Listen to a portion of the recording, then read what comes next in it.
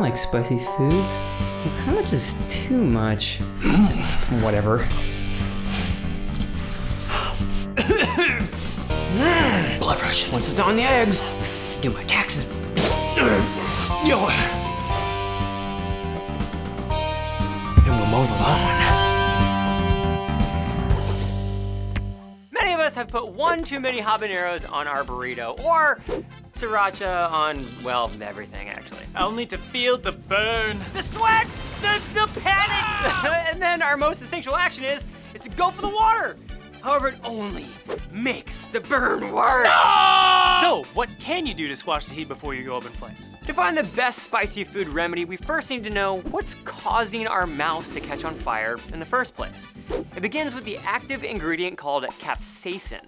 When we consume spicy foods with capsaicin, this specific chemical binds to a receptor inside of our mouths called the VR1 receptor. Virtual reality 1. Once activated, we feel the hot, burning sensation. Strangely enough, the VR1 receptors weren't actually designed to detect capsaicin. What? I know. What? The real purpose of this receptor is to sense heat over 108 degrees Fahrenheit or 42.2 degrees Celsius, so that we don't burn our mouths from eating food that comes directly out of the oven. Like pizza that I do all the time. It just doesn't matter how hot. The microwave, right?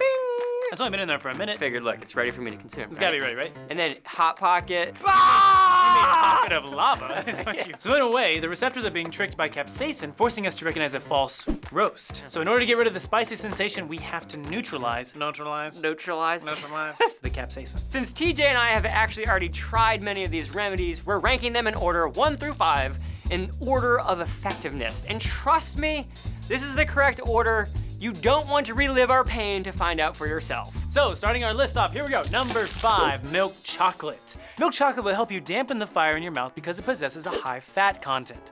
In chemistry, like dissolves like. For example, oil dissolves in oil, water-based things dissolve in water, etc. So in this case, the capsaicin oil is soluble in the fat-based solution found in milk chocolate. And it's an excuse to, well, eat chocolate. Augustus! Yeah. And if chocolate isn't your thing, you could also use peanut butter, olive oil, and avocados for the same reason. Number 4, a teaspoon of sugar. It makes everything go down easy, especially spicy food, apparently. Speaking of sweet, I've done this before, and the sensation is quite weird, actually.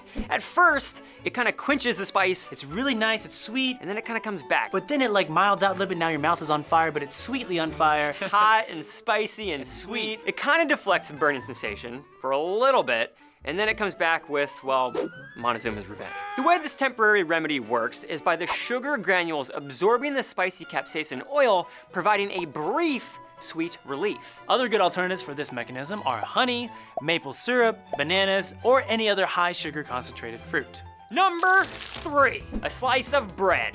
Bread is one of the more powerful absorbent foods and will soak up the capsaicin oil very quickly. For this same absorbent quality, you could also use tea bags, rice, and any carbohydrate like tortilla chips or pasta or whatever. During our death by spicy test, we found that the more spongy the carbohydrate was, the better it was at reducing the heat. But the bread was Bread like, is yeah. Thank you, bread. Thank you, bread. Number 2, alcohol. So, I know what you're thinking, right?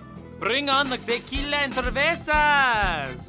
But there's a little more science to this story. Mythbusters did this test and found beer can only temporarily relieve pain because beer is mostly water, close to 95%, and the oily capsaicin doesn't mix too well. The result, a temporary relief, but then more burn because the capsaicin is now spread around your entire mouth. According to the Mythbusters team, you would have to drink 10 ounces of 70 proof tequila to dissolve 1 ounce of concentrated capsaicin. And at that point, you might not remember your mouth was on fire to begin with. TJ and I tried vodka during our test, and it was my least favorite. I thought it was disgusting because I don't like hard alcohol at all, but I did enjoy the temporary relief of beer. But remember to drink responsibly.